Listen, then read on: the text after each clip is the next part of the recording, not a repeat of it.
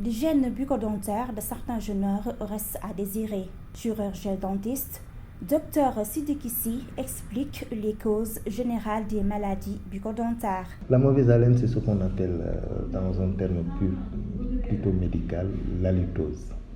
L'halitose résulte tout simplement de l'action des bactéries qui causent la décomposition des protéines contenues en bouche et aussi des débris alimentaires. C'est cet ensemble qui crée une mauvaise odeur qu'on appelle une halitose. Et ça peut être causé par plusieurs choses. En premier, une gencive enflammée. Qu'est-ce qu'une gencive enflammée? C'est quand vous avez une gencive qui saigne. Ça peut être causé aussi par une mauvaise hygiène bucco-dentaire, c'est ce qui ne se brosse pas les dents.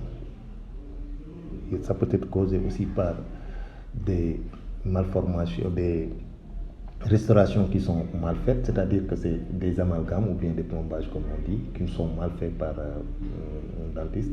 Et c'est ce plombage qui est mal fait crée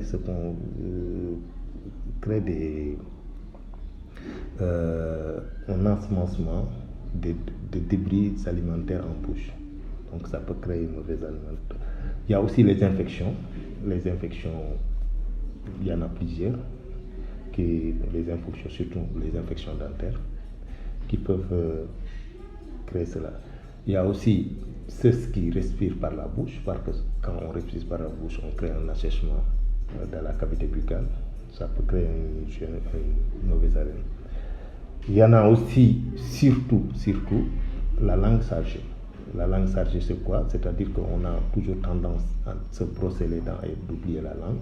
Quand on oublie de se brosser la langue, il y a toujours une couche qui se crée au niveau de la langue et cette accumulation peut créer une mauvaise haleine.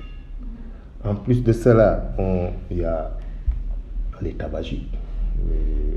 C'est ce qui fument, c'est ce qui boivent de l'alcool, peuvent dégager une mauvaise haleine. Et il y a d'autres facteurs d'ordre général, c'est-à-dire que les diabétiques, c'est ceux qui ont des problèmes rénaux, c'est ceux qui ont des problèmes hépatiques. Donc c'est ça.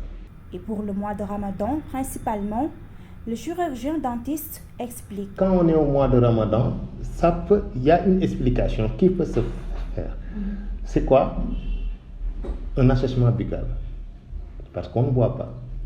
Quand on ne boit pas, il y a un assèchement buccal qui peut se créer.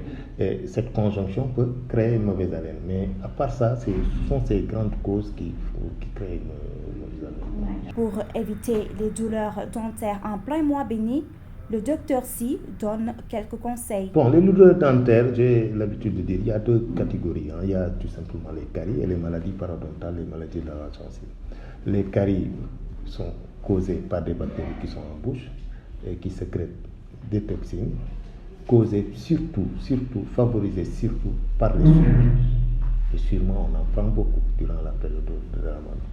Et cette accumulation cette sécrétion de toxines par les bactéries crée ce qu'on appelle une carie au niveau de l'émail. Ça commence par l'émail et puis ça évolue vers la dentine et vers le nez.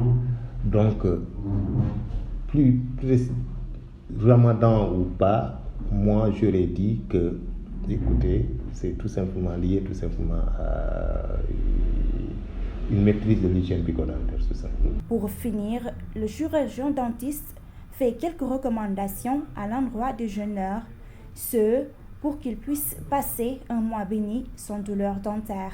Que ce soit durant le Ramadan, que ce soit en période au Ramadan, c'est de se brosser les dents 3 fois par jour, éviter de grignoter surtout, et de respecter les visites systématiques, c'est-à-dire d'aller voir un dentiste chaque année si possible. Bon, si ce n'est pas possible pour tous les 6 mois, au moins chaque année, d'aller voir un dentiste qui détectera le plus tôt une maladie ou bien une lésion carieuse qui se créera en bouche. Ramadan, Ramadan.